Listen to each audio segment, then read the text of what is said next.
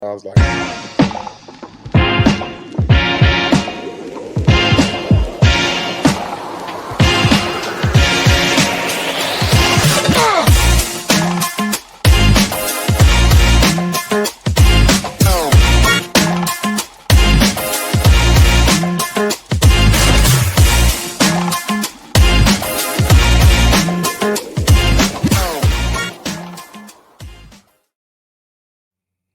Episode 16. Look at that. wow. Welcome to the Power 5 Proverbs podcast with Coach Norman and Coach A, where we break down the journey from youth sports to the pros. Whether you're a young athlete, a parent, or just an overall sports fan, you're definitely in the right spot. I'm your host today, MC Mike, and I'm joined alongside two Permian Basin coaching legends, Coach Norman and Coach A. Gentlemen, how blessed are we today? Very much so. Man, we good. Just glad to be here, right? Definitely. I'm looking forward to continuing the conversation we were having before we hit record here. So we're gonna try to jump into it. But today, in addition to that, we're going to be discussing why character matters more than talent. The player who plays with honesty and discipline will always have a firm foundation because integrity builds trust with coaches, teammates, and God. But shortcuts lie, and selfishness eventually exposes them. Integrity is the real armor. Play the right way, live the right way, and you'll never have to fear being found out. Champions aren't just built by hustle, they're built by honesty. So, before we dive into all that, Coach A, would you mind leading us in today's prayer, please? Will do. Let's bow. Heavenly Father, thank you again for this wonderful day. Father, thank you for this platform that you blessed us with, Father. I pray over this podcast, Father. I pray that the words that we speak, Father, we speak life, Father. I pray that the words that people hear from us, Father God, that they are able to be used, Father, to bring them closer to you, Father. So as we dine into your word, Father, give us the insight that you need us to speak. I pray that we step back so that the Holy Spirit can step forward and speak through us. I thank you for sending your son who died on the cross for our sins. And I pray this for you in your son, Jesus Christ's name. Amen. Amen. Amen. All right, man. All right, people, listen up. This episode is sponsored by Dry Goods, the athletic spray powder that keeps you cool, dry, and funk free. Because let's be honest, no one wants to be the teammate that smells like a locker room on wheels. Stay fresh, stay focused, and spray like a champ with Dry Goods.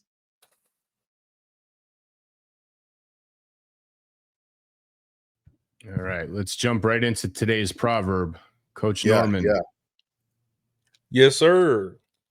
Today's proverb is Proverbs 10 and 9. This is coming out of the NIV version. Whoever walks in integrity walks securely, but whoever makes crooked paths will be found out. It's short and sweet and to the point. Integrity. What is integrity? Integrity is doing the right thing all the time, even when no one is looking. Doing the right thing all the time, even when no one is looking. Actually, integrity is one of the words that we use in our character building program and the 3 C's program: discipline, trust, respect, hard work, integrity, and accountability. And so we've been teaching that to these kids out here, and it's several of them out there that can recite what integrity is, word for word or whatnot.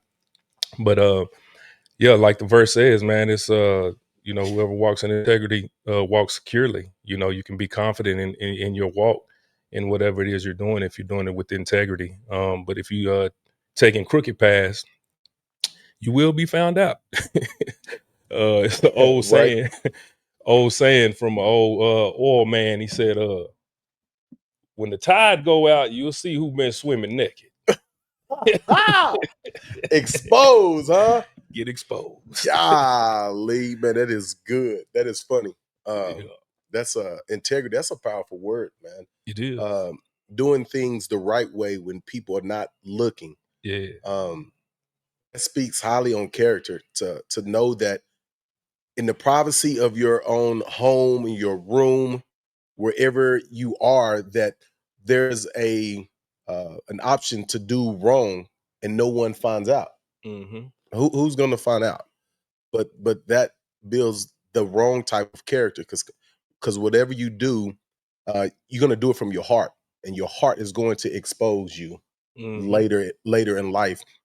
You'll create that bad habit, and you'll continue to walk in that darkness, and light will come and expose you. Yep. So um, there's no such thing as a little gray lie. It's either you lying or you not, A right? gray lie. Is that what they call it? Or am I wrong? A white lie. That white lie, I'm talking about that gray where it's kind of the truth and it's kind of a lie. Like, Yeah. yeah. So doing the right thing will get you so much further in life.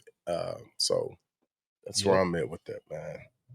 I'm going to take it a step deeper down the rabbit hole with you guys here. Integrity and doing the right thing when nobody's looking, and being proud of the right thing that you did when nobody looked. Yeah. Being able to, be happy with yourself and with your decisions. And I'll give a practical real world scenario. And I tell this to my wife all the time. Like, life happens in between Instagram posts, right? Mhm. Like, everything that happens that is cherishable and that you need to focus about doing the right thing happens when the camera's off, when nobody is looking. And this, segues into a lot of the discipline areas that we can talk about relative to sports, right? You train when nobody's looking and nobody's Mhm. telling you to train to make yourself better. When it comes time to walk that path, you're going to be much more secure in the Right. way that you want to walk it. But if you lie about it, yeah, I hit the gym every day during the off season, Yeah. Okay. you're going to be found out Uh-huh. Yeah, real buddy. quick.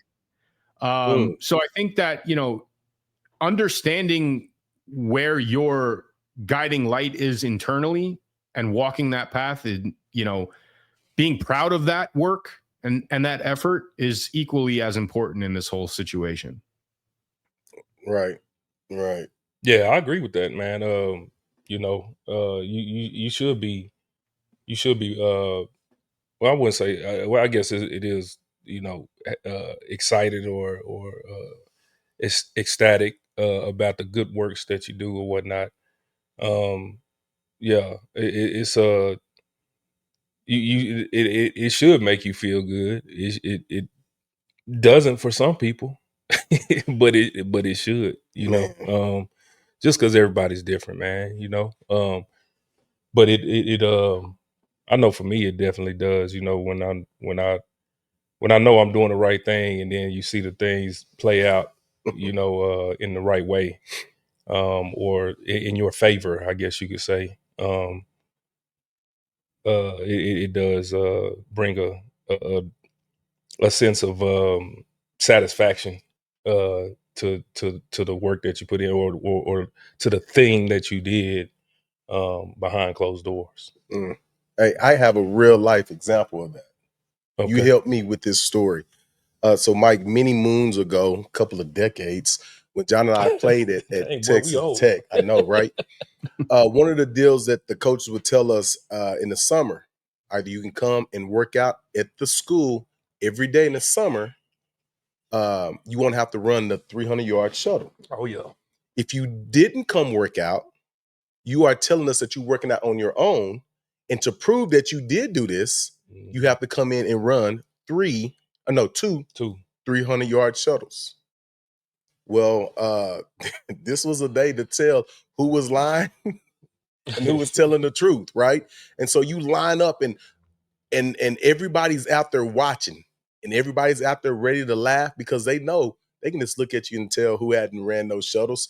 And let me tell you, those 300-yard shuttles was the truth. It's a booger. Hey, it's a booger, huh? It's It a lets you booger. know who was not in shape, who were not doing what they were told to do.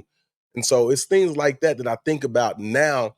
That was those type of things are trying to help me build my integrity. When I was telling the coaches, "Hey, without y'all looking, I'm not going to be here.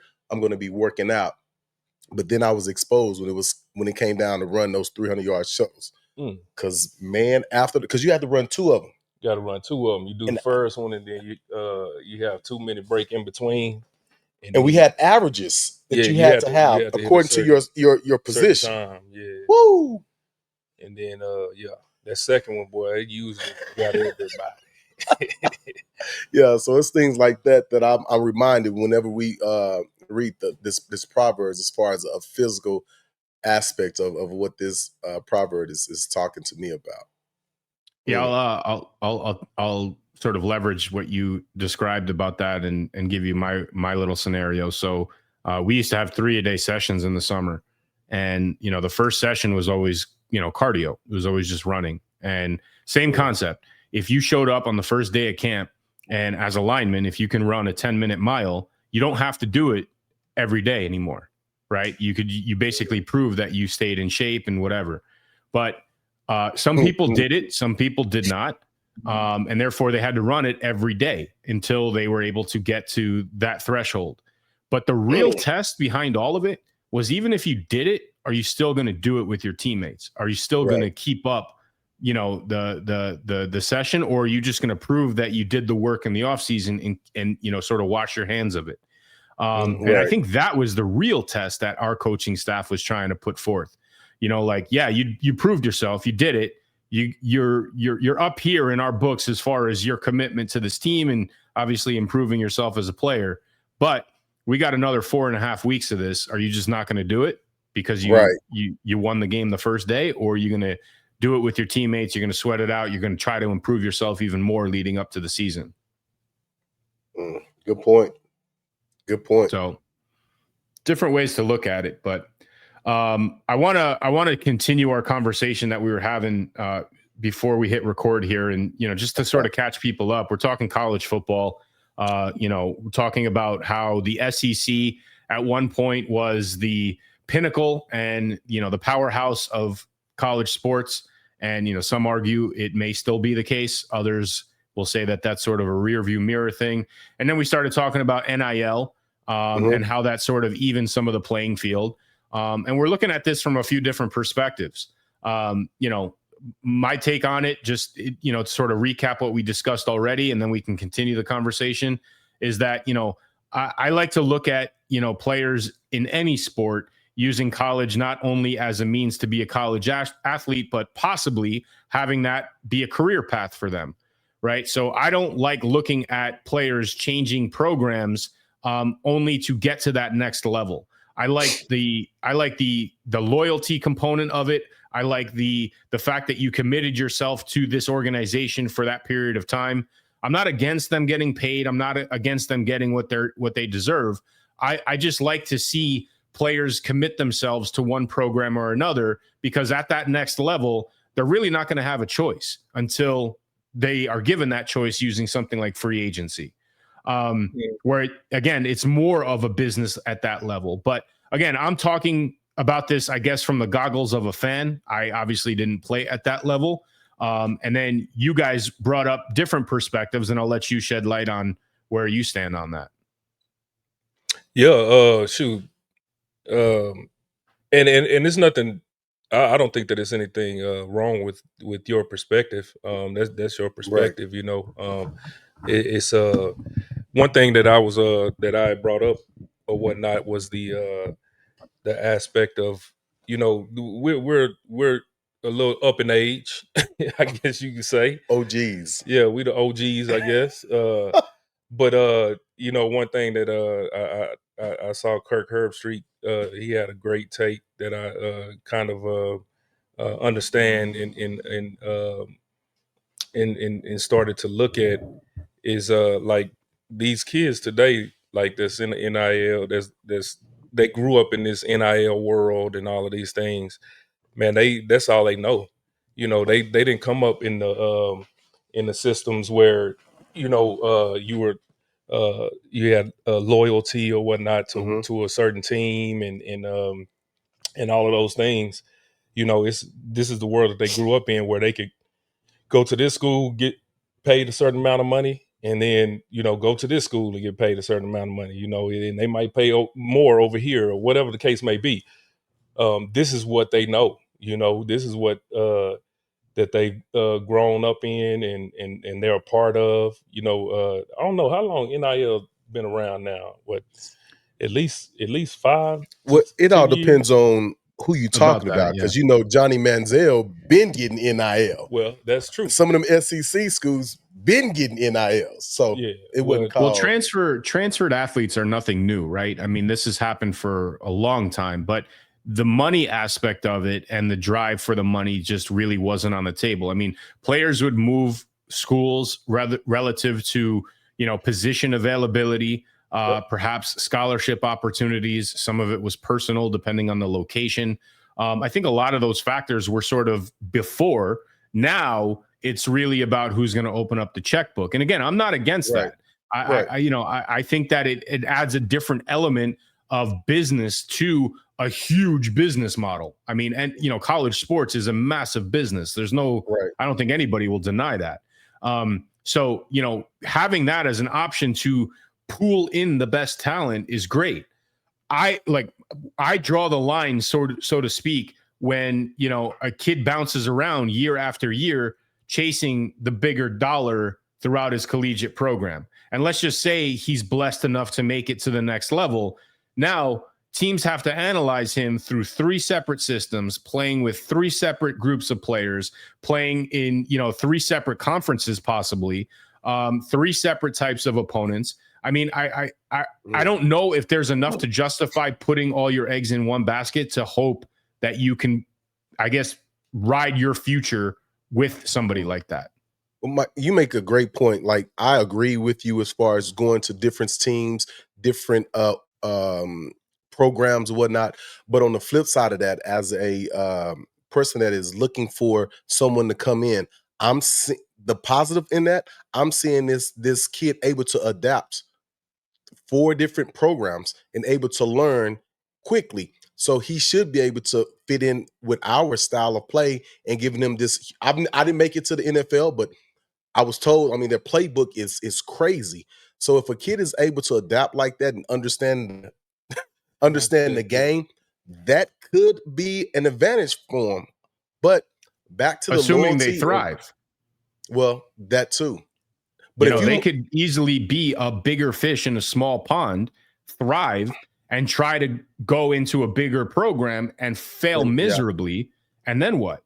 Is that the end of their career because of that decision that they made? Maybe. I mean, again, these are all trade-offs and risks. And I don't think we're looking for a right or wrong answer. We're just talking it out. Right. Because I don't think there is a right or wrong answer to this. Everybody's different. Every program is different. Yeah.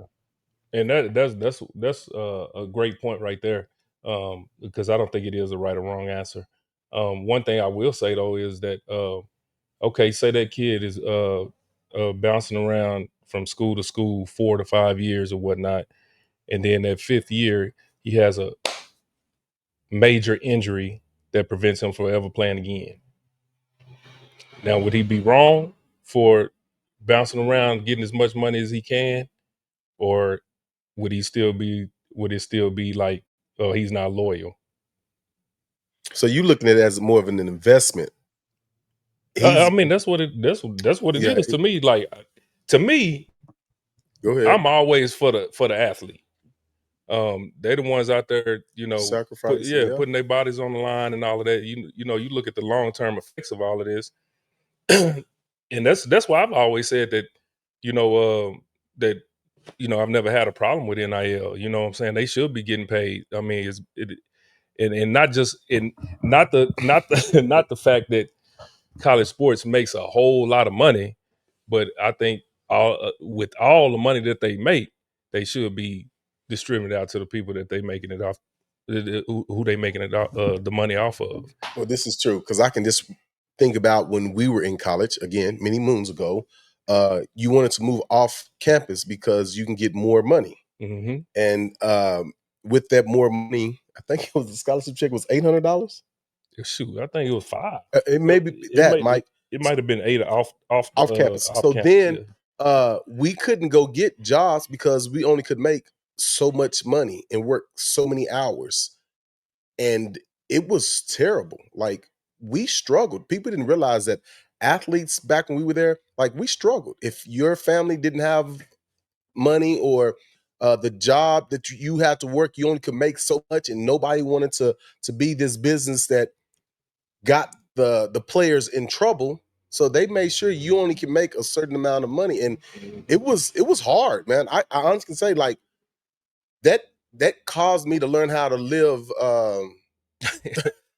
Not live beyond your means. Yes, because it was hard. So now that the kids are making the money, I'm all for it. And and it was worse in the summertimes. Oh, Summertimes or in the off season. Because I think like we had our own dining hall. yes. But we only could go 2 meals a day. Yeah. Right. And so we would, take food and all that type of stuff, take it back to our dorm and all of that, apples or whatever it is, whatever it was. But in the summertime, it wasn't nothing. It wasn't. It wasn't nothing in the summertime, man. We used to eat the Domino's pizza. I ain't gonna never forget this. The Domino's pizza sticks, bread sticks with meat on. We get sausage on. Oh, because yeah. And we used to eat that all the time. And then, it was one time, like you said, we didn't have a whole bunch of money. But we had, remember me, you, Devin, and AT. We put our snacks together. We put all our canned goods and everything together. And we had us that was one of the first potlucks. Yeah, dorm the struggle potluck was real. Yeah. So so I say all that, and we talk about that these other schools in the SEC, that was in these big time schools, I know their athletes didn't struggle like that. I'm sure that there was some other deals going on under the table. I mean, they talk about it all the time. Athletes now are talking about how they were getting paid now that they're out. Mm-hmm. So yeah, that's what I'm saying. The NIL, I mean, I love it, especially for my Red Raiders, because I think it has leveled the playing field. And when you have people like Cody Campbell and John Sellers who understand how to great businessmen and put tech out as a front runner in the manner that they done it with the NIL, we attract those type of players. So now it's the coach's job to bring them together, and let's put this program together and let's run with it. So yeah, I mean, it becomes a free agency every year, right? And it's a matter of going out and trying to sell the program over and over and over again to not necessarily freshmen. And, I mean, look, we talk about the business side of it. And again, I have a very strong stance with both you guys that these guys need to be compensated, especially with all the money that's coming in to the industry. However, there are offsets that I think made the previous version of all this make a little bit of sense too. Right. If it's $80,000 to $90,000 to have an education at a school and you're getting that education for nothing, there's monetary sort of reimbursement. Now, will that mean something to somebody in the future? Yeah. Is it worth them getting their head bashed in week after week? I mean, there's financial compensation that we pay professional athletes in absorbance amount of money for the punishment that their bodies take. But think of it from, I guess, a different perspective. And, maybe, John, you can shed a little bit of insight to this. You walk into a college locker room many, many moons ago, and you guys are all Red Raiders, fists in the air. Let's do this. We bleed red and black. Versus the mentality of when you walk into the Philadelphia Eagles training camp, where it's business. And I might love the Eagles, but I'm trying to outdo the guy that's trying to take food off my plate. What's the mentality difference? And have we lost the former with NIL? Great question. That is a great question. I mean, the difference is the era that we grew up in. Okay. Because we weren't a part of the NIL era. So it was a lot of we were playing football, we were having fun, we were trying to get to the next level, all of those things. But it wasn't nothing about money. like it is today. Right. So we had a different outlook on how college was. Like, and I'll be the first to tell anyone, like, I really don't like school. I don't think school is for everybody, and I sure don't think it was for me. However, if you have the opportunity to go to a college just to be in that atmosphere, I think is one of the greatest experiences of my life. Just being in that atmosphere, being around people from all over the country, all over the world, actually, because we had foreign exchange students coming in, all of that type of stuff, and so I think that college atmosphere and that college life, that college lifestyle was like the best. It was one of the best. Excuse me, one of the best experiences of my life.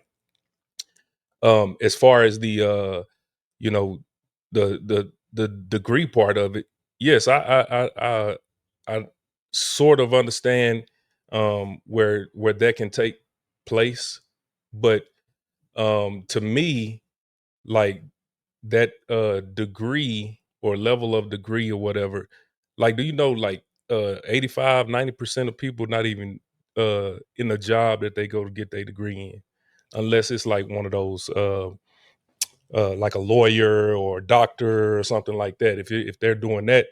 But all of these other degrees that's out there and everything to go to to go to get a job, it's they're not even doing the thing that they went to get their degree in. They might be doing something like totally different, but just that experience is something that I think everybody should be a part of. It have at least a little inkling of what it was to go to college and be in that atmosphere. Well, it's a higher learning environment, right? And Yeah, a lot of you that gonna learning learn. doesn't necessarily need to be it doesn't necessarily need to be in the classroom, right? You Oh learn yeah, a lot you're about absolutely right. yourself. You learn Yeah, a lot about yourself, how you're going to be able to live on your own 2 feet outside of Right. the nest that you grew up in, right? Right. And I think that's the experience that you're referring to. And, yeah, unfortunately, fortunately, however you want to debate it, at the end of the day, it's a business, and these schools provide a platform for you to experience that, and they charge for that, right? yeah, So, football and sports aside, there is a cost to being in that bubble. And they offset that cost in the past using these scholarships to say, we also want to tap into your athletic ability in order to represent our school. yeah. But take it to the next level. I mean, again, are there people that are proud to put on an Eagles uniform because now they're a part of a history that they understand and that they get to wear and be on the same field as some of the people that they appreciate and that they looked up to as kids? Does that mean something? I'm sure it does, but it's a business, right? And if Right. somebody's going to come a year later and offer them something more for their time and their talents in the short lifespan that they have as a professional athlete, I mean, I think obviously we live in an era where that's almost acceptable. Free agents leave all over the place. Yeah. Some, loyalty is not necessarily as relevant at the professional level as it used to be in college or even high school. We were talking about some kids here on this program that even at the high school level would change schools just because it got them a better opportunity, whether it was in Dallas or some of these bigger programs that got them a spotlight that could potentially bring them to the next level. Right. So, All the way let's down to the youth. All the way down to the youth. I was just going to say, let's rewind it even further and let's talk about youth sports here. Yeah. And we've sort of brought this up, not to push back, but we brought this up as something to be conscious of. Your kid's not going to be on the Madden cover in 5U flag, right? Like, even though you want them to, even though they have the talent, you can expect that. But at what point? I mean, I'm just throwing this out there. It could be a rhetorical question or something, but at what point is it just about football, man?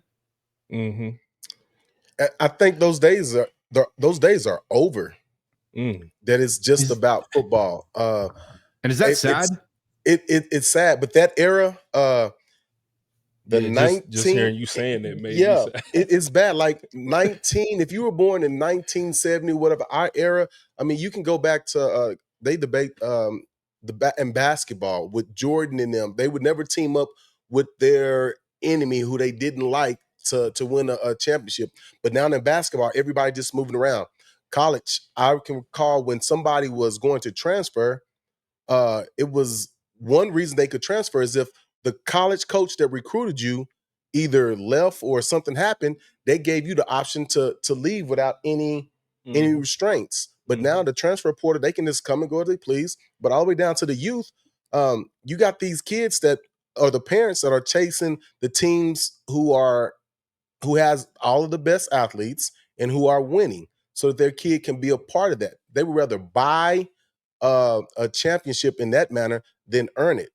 Now, the flip side of that, I was talking to a young lady who took her son over to one of the local teams, didn't get to play, but he was a part of that winning program, then moved him to another team.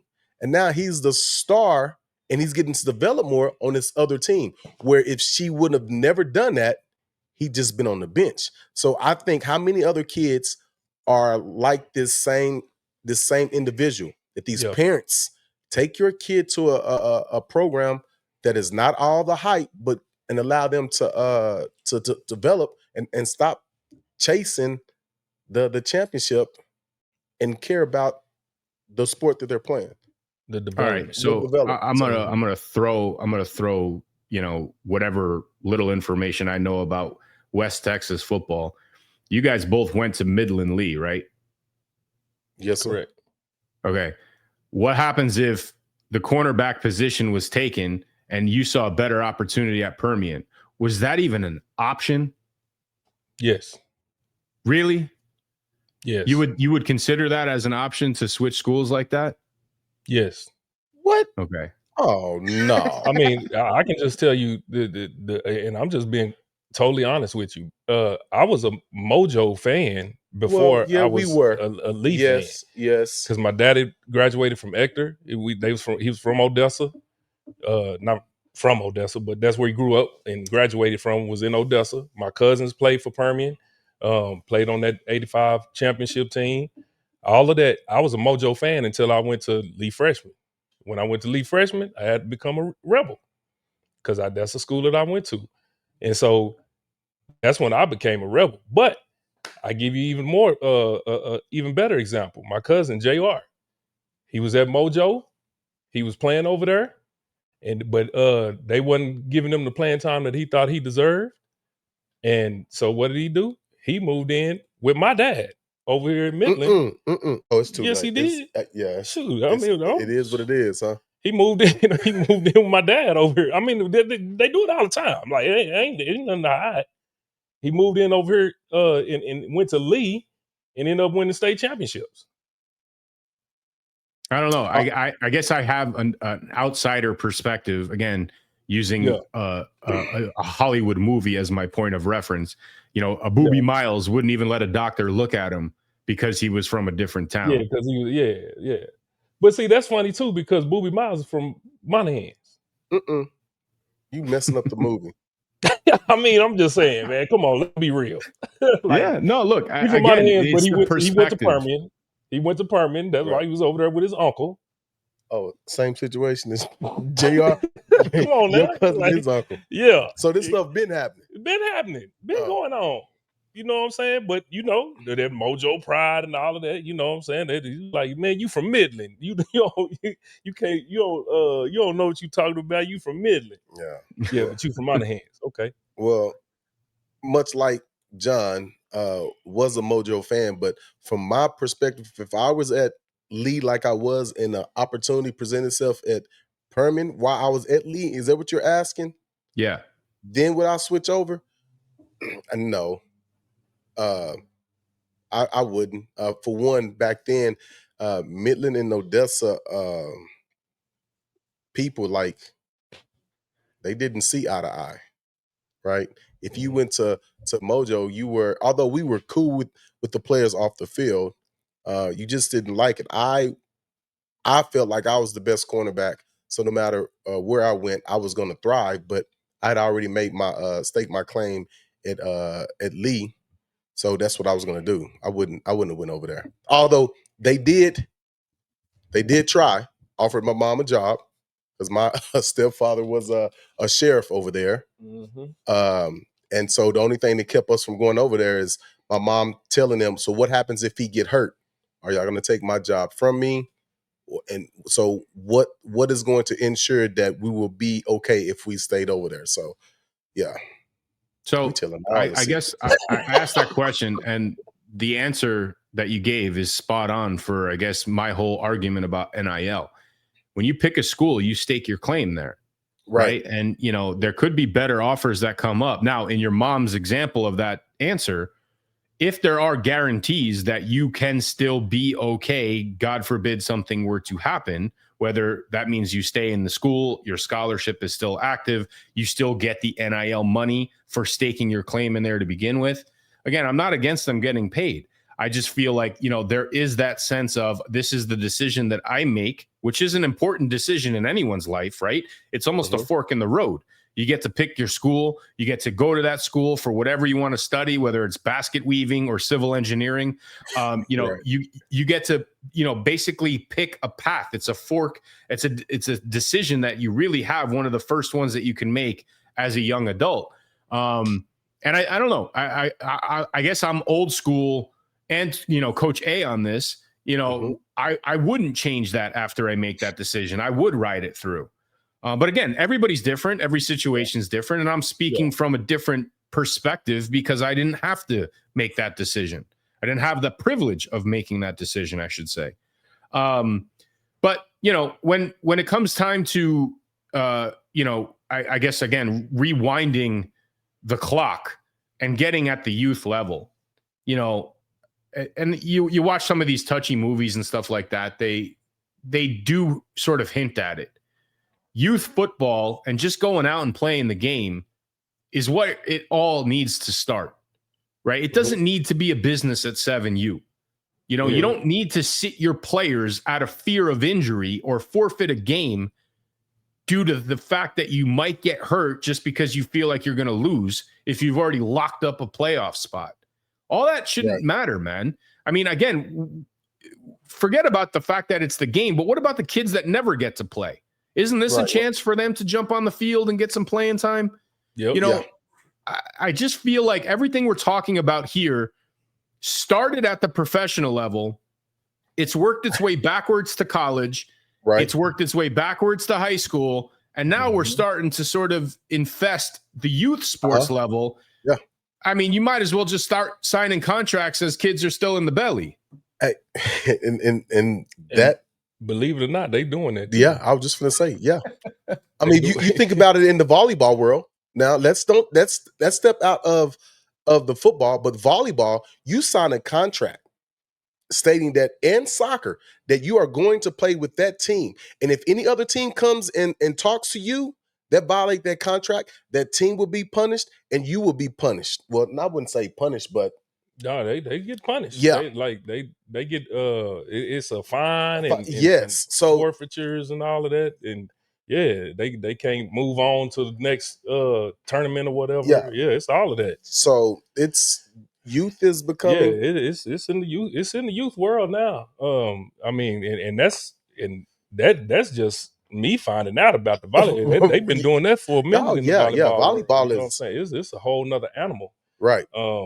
And it's crazy to think about that. Like, you would think that, you know, people just be out there to go play, man, but it's all kinds of rules and regulations and all of that type of stuff that's implemented that you know keeps people from doing, I guess, doing whatever they want to do. To be honest with you. So you can just take this back to the Proverbs, like the integrity. I think our society has deconstruct that word and reconstructed in a way that integrity is not. It's multifaceted now. Oh, great, boy! It's I was going to try to say that, but my tongue was going to mess it up. And y'all going to put me on the bloopers. So thank you. Yeah, they taking it away from what it is and making it multi. Oh, this is integrity. Well, this is integrity. Well, but it's really not, man. Like, shoot, it's crazy. It's just a different world that we live in now, man. Because integrity back then, what you could finish a deal with a word and a handshake. You're gonna have integrity to do it right. Yeah. But because you're gonna have to walk securely, right? I've said this, I'm gonna do it. And if I double cross you, everybody gonna know, and they not gonna do it, have anything to do with you. But now, hey, everybody accept it, and it's bad that it happens that way. Well, here's a Man, loaded question: is the new way the crooked path that's sort of described in this proverb, or is it just different? well, I don't think that it's the actual crooked. It could be. It could be the actual crooked path. But I do believe that I believe more so that it's just different. Like it's a different way of doing things. I think one thing about the human race and the human species is that we are constantly evolving. Um, you know, things are getting.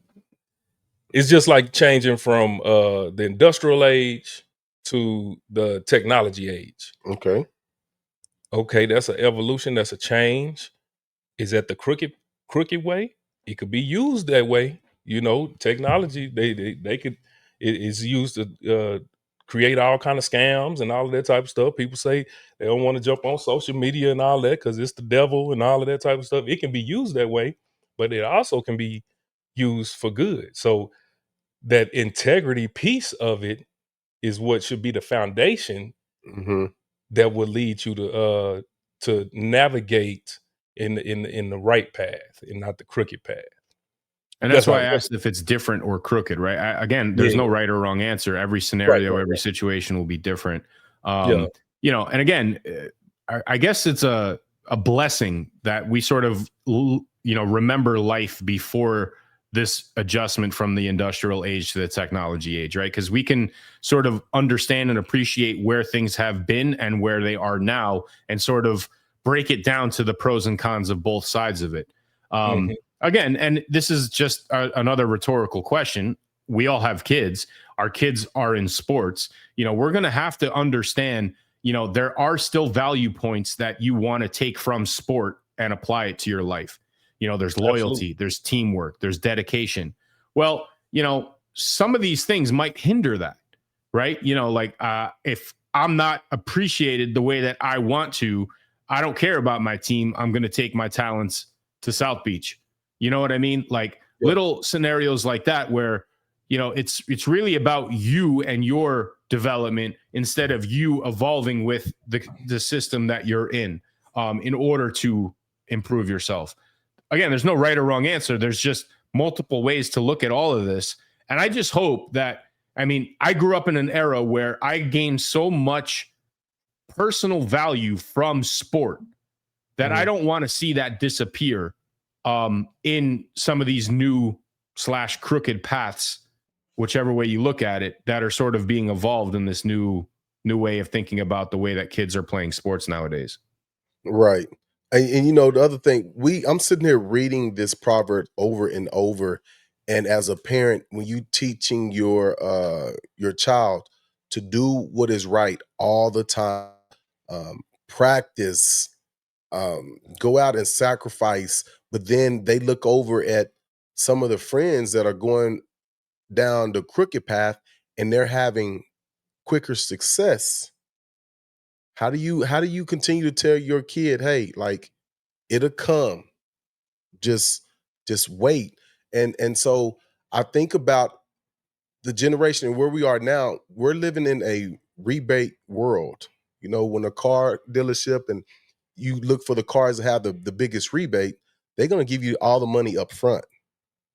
Um, so when you go to trade their car in, it's not gonna be worth anything. A Toyota or a Lexus or these cars that don't have a rebate, when you go to trade them in, because you doing the integrity thing, the thing that's not getting you put out there right now, is going to have more value. So I think it's very important for we the parents to teach this to our kids, but also, like, make sure that they don't focus on the quick results, and make sure they're doing what's right, because it's going to have more value in the end. It makes Well, the sense. three of us are no strangers to hard work, right? Right. And hard work will yield results, whether it's the outcome you got or not. The results are still something that you can take with you. You know, we worked our tails off to prepare ourselves for a championship game.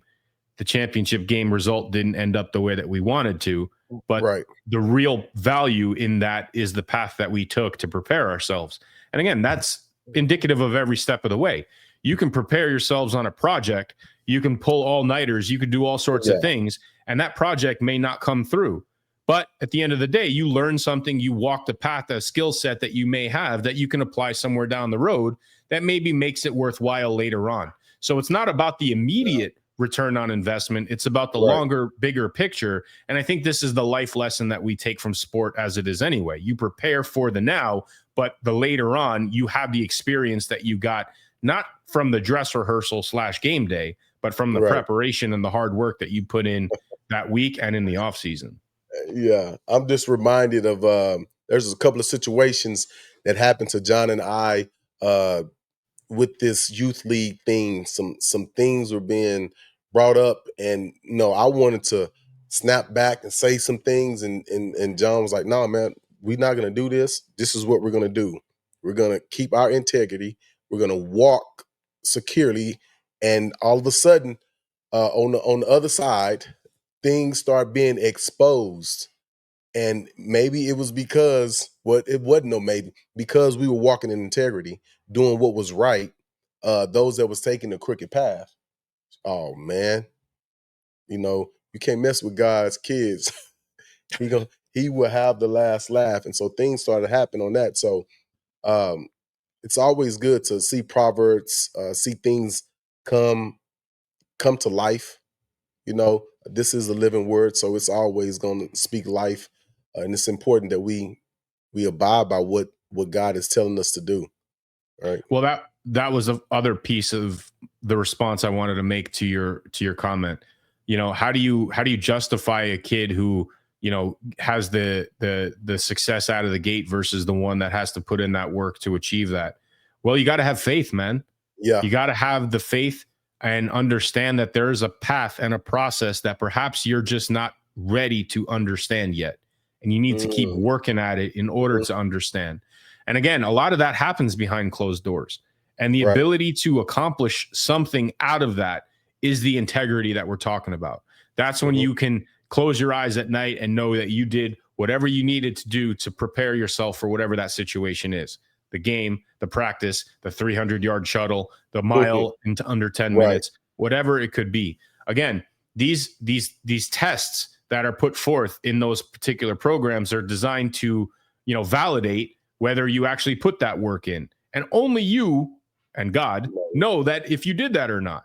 And if you're lying to yourself and you're lying to your teammates, you're lying to God, you're not going to see that result, man. That's a crooked path that you walk down in order to get to that result that you were hoping to accomplish. And you'll be exposed. You'll be found out in that same process. Yep. Yeah. Additionally, one thing I like to tell people is even when you, and we've talked about this before, but even when you do put in that work, even when you do the things that you feel like you're supposed to do, you have an integrity, all of those things, that end game outcome still may not be the outcome that you're looking for. Right. It still may not happen. It's just like we talked about. I mean, everybody prepares for the Super Bowl every year. Everybody prepares to win the championship every year, but it's only one champion. So did that other team not work as hard as that team that won the championship? Maybe. Nobody knows.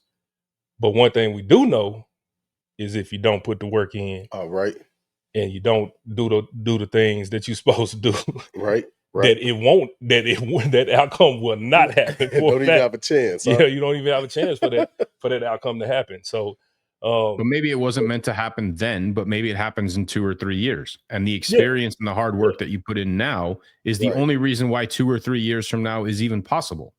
Yep, I would agree. Yep.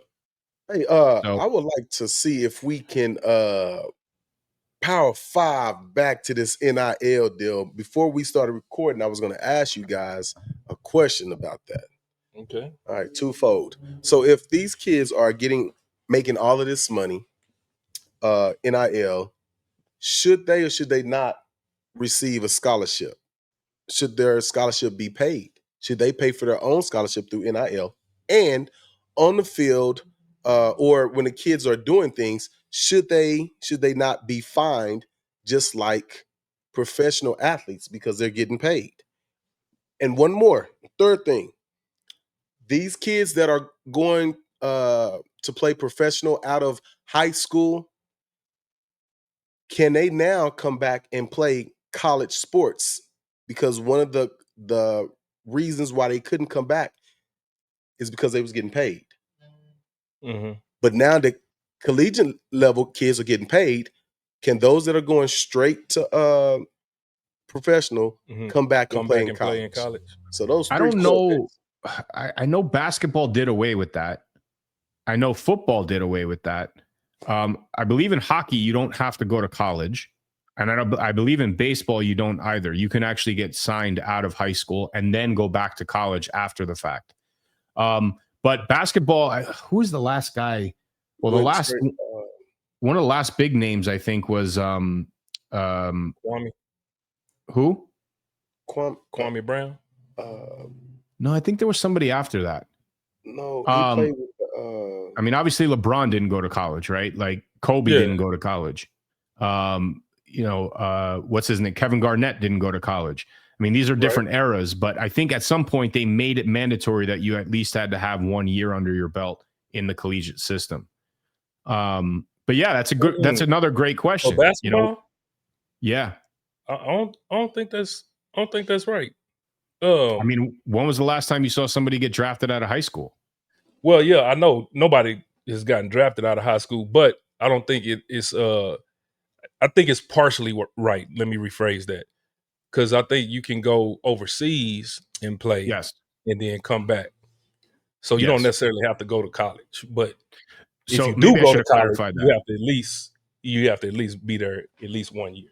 In order to qualify for the draft, my understanding, and I could be way off on this, and I'll probably get fact checked. Amir Johnson. My understanding is that you either have to have a year of college basketball or a year of professional basketball somewhere else. Yeah, I got you. Yeah.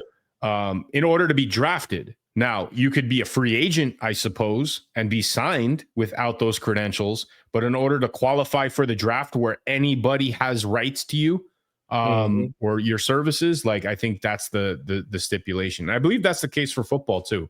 I don't think there's ever been a scenario where a guy has been drafted out of high school.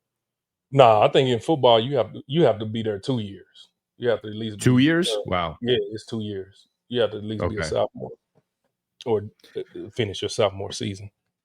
Yeah, and I mean basketball. I'm guessing like there's less participants, right? So yeah, it's less participants, and shoot, man, it's a different sport. It's not as it is a physical sport, but it's not as physical as football is. Shoot, there's never been anybody go from high school to pros.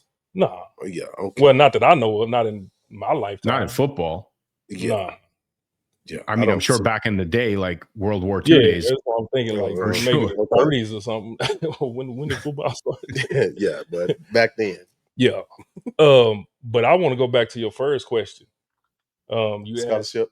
Asked, should they get should they pay for their scholarship? And they actually still do.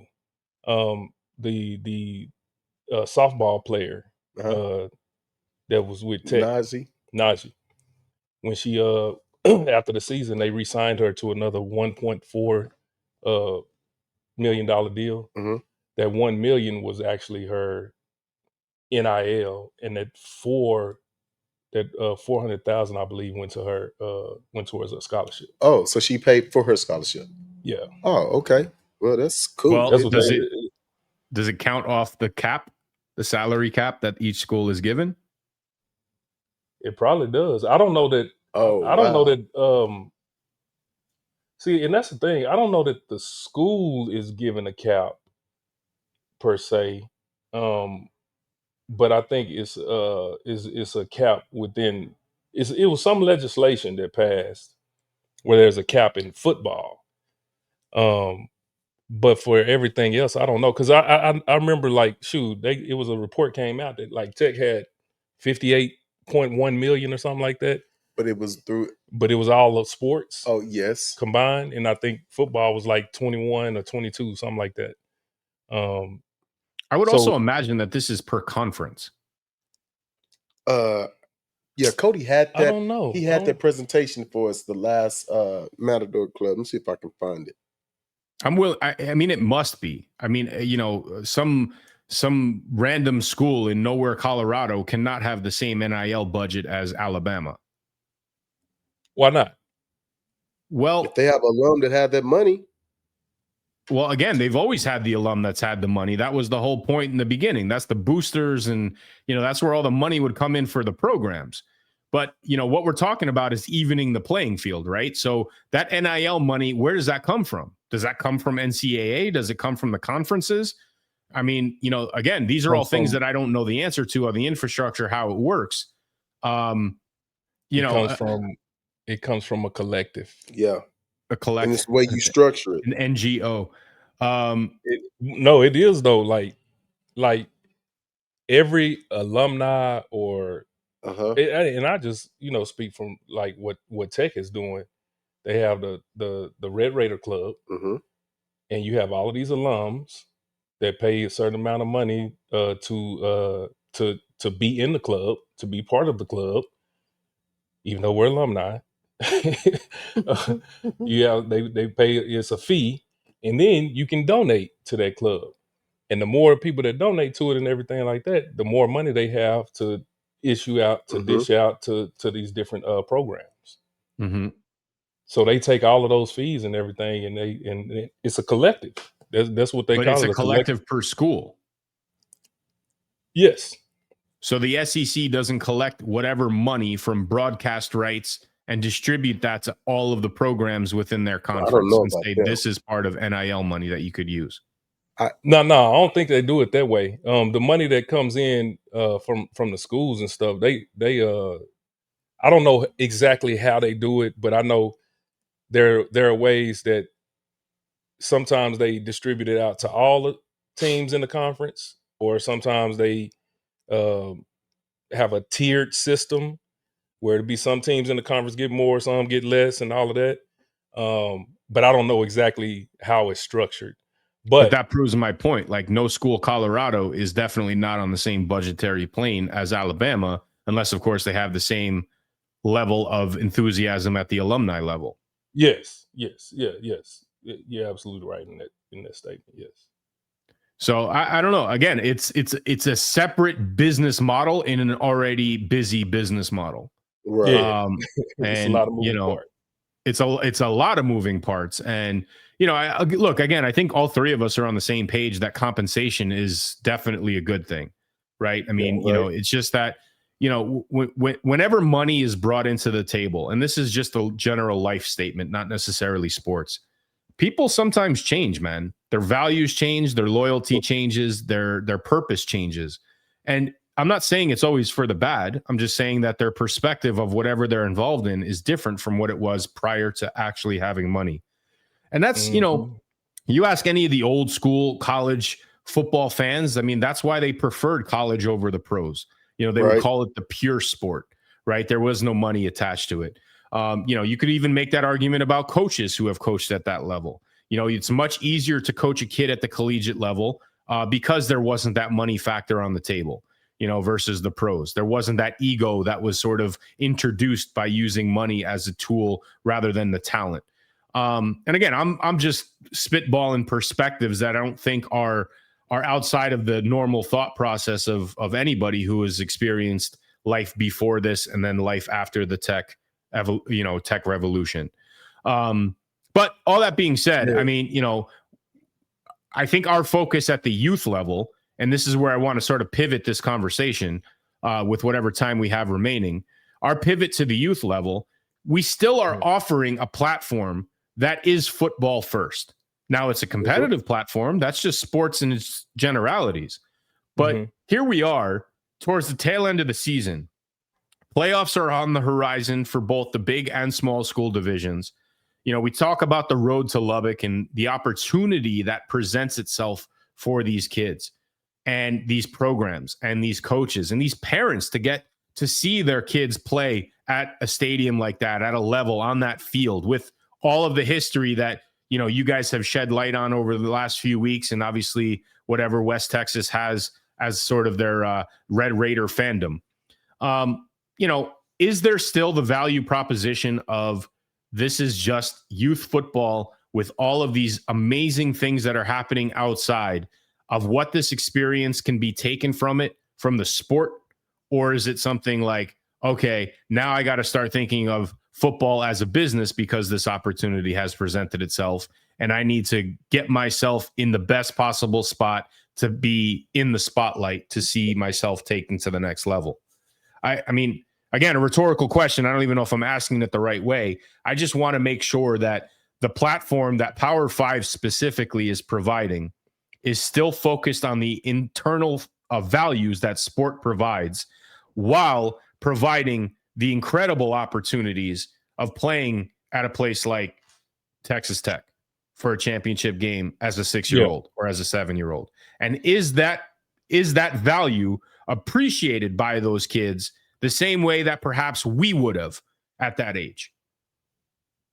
I think so. I think it's still appreciated. You know, that it's funny because that's a loaded question as well. Yeah. When you think about it, you know, because one could say that, you know,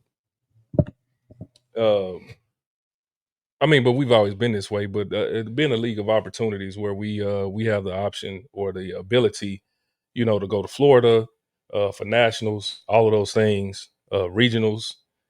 You know, one could say that, you know, that's the reason they would leave another league or another team to come over to this team that has that opportunity to do so. Um, I think it's just, for me, I think it's different strokes for different folks.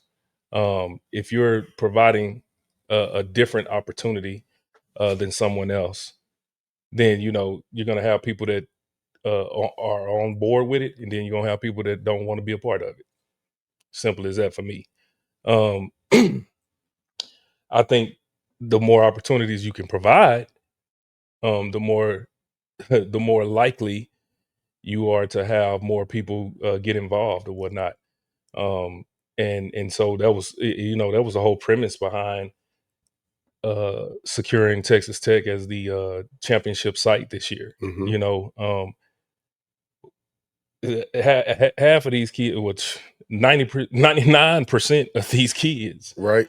won't play in the D1 college stadium. Right. You know, and just to have that opportunity to do it as a youth football player is, I think, is a great thing.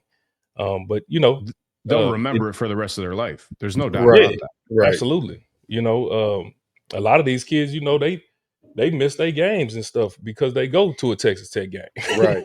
to go watch Texas Tech play. Right.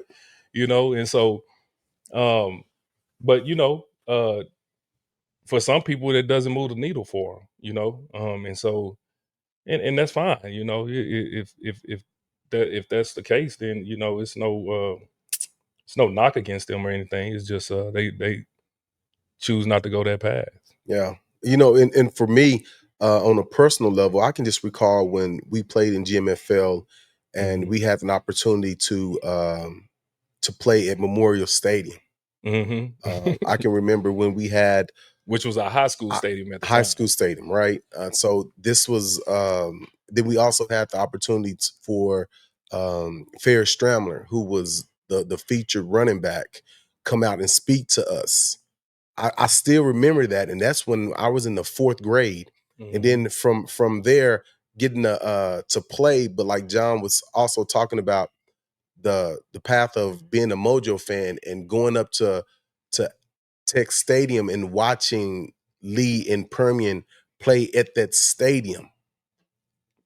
That, just seeing the crowd or whatnot, I want to play not particularly in that stadium, but I want to get to this position. No different than when we got to play our playoff game in at the Cowboy Stadium, and I was injured. The old The Cowboy old Stadium. Cowboy Stadium. So it's those little bitty nuances or opportunities that fed the fire in me. So that's what we are trying to recreate. Not only are we trying to give the kids the experience of that, but we also can allow the parents to get that experience because they're going to be able to sit in seats that they normally don't get to sit in. Those kids are going to get to, if I'm not mistaken, come out of the south end zone, and that is a whole experience that I promise that will make a permanent mark on their heart and in their mind. And so when John and I are on walkers or whatnot, they'll be able to say, hey, P5 gave us this opportunity. It was because of what y'all done, lit a fire in me to make me want to do this. So whenever you think about the league that we run, it's always important to look at the people in the heart of who's running it. Why are they doing things that they're doing? John and I go out our way to run this. It is a business, but we put the feelings or the not emotions, but the well-being of others before us. We're willing to do things before we ask somebody else to do things, right? So the heart of Sounds like you guys have integrity. And that's what it all boils down to, that old school integrity. Like, we want to give these kids a better opportunity than what we had. And so we've doubled that by going to Jones Stadium, right? And again, I'll tell you from a perspective that, doesn't equate to yours, because I didn't get the fire that lit underneath me to make me a better player at this particular sport. But, when I was in high school, one of the teams that we played, they played on a park, which was right next to Yankee Stadium. Like, a foul ball would hit Yankee Stadium.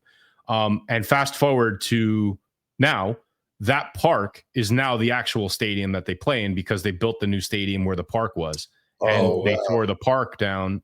So basically the home plate where I played is where Aaron Judge just hit the home run yesterday. Right. Wow. So That's cool. Again, it's a story, right? It's just, it's a takeaway from an experience. I played at St. John's University. I played at the Syracuse Orange Dome. I played at some of these crazier places.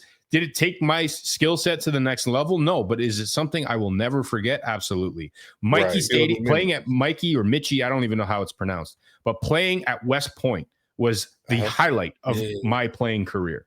Just being on base and having that full-on experience. I didn't go to the Army. I didn't play collegiate football, but man, that was something I will never forget. Coming out and seeing the end zone where all the cadets usually are positioned during the Army games. I mean, it is something I'm getting chills of just reminiscing about now. And I hope that with everything that has led up to this point in the season, if you put in that work and you are part of that team that deserves to go to Lubbock, I pray that those kids have that same sort of recollection 30 years from now. Even if they didn't play, even if they didn't win, the results are immeasurable at that point. It's really about the experience. Right. Yep. Absolutely. Absolutely. So that being said, we want to, obviously wish everybody luck as the season winds down. Be sure to like and subscribe to the YouTube channel. Gentlemen, do you have any final thoughts? I mean, I know we sort of expanded on this topic throughout the whole show, and I love it. And I think we touched on a lot of great things, brought up different perspectives of it. And, look, my takeaway before I turn it over to you guys for final thoughts is, just enjoy the game. Each sport brings something very valuable that you could take off the field. And if you as a parent or if you as a coach can focus on that bigger picture, I think, there's going to be a much more residual benefit that the kids will have by participating, playing, and working hard for you. Yeah. I would agree. That's awesome.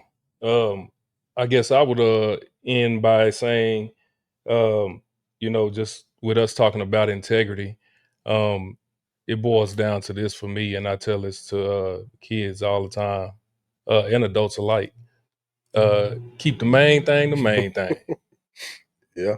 Keep the main thing the main thing. And I do know for us here at P5, The main thing is about these kids, man. It's about them getting the opportunity. It's about them developing. It's about them, just striving to be the best people that they can be in life. And that's the main thing for me. So I try to keep the main thing.